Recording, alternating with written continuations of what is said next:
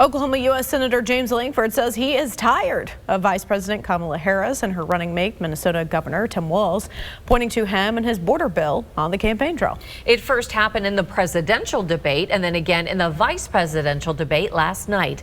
Lankford says he had to write the bipartisan border bill because he feels the Biden administration has ignored what's going on the U.S.-Mexico border, and he felt compelled to do something.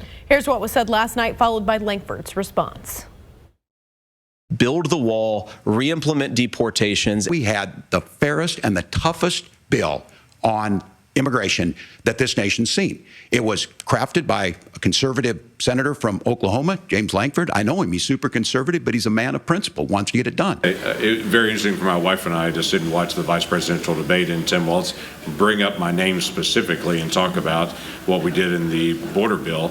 What seems to be left out all the time in this is the reason we needed to bring a border bill was because 3.5 years the Biden administration, the Harris administration have not paid attention to the border. They've opened the border up. It forced a need for that bill. So interestingly enough, they're saying that bill would have fixed the problem, but it's really the problem they created. Harris and Walz say if they win in November, they will push for immediate passage of Lankford's bill.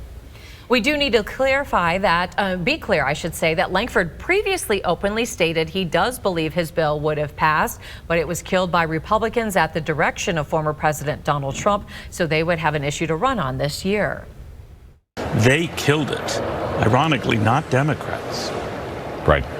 It was, and it was painful to be able to watch it. It got stirred up in all the presidential politics, and several of my colleagues started looking for ways after President Trump said don't fix anything during the presidential election. It's the single biggest issue during the election. Don't resolve this.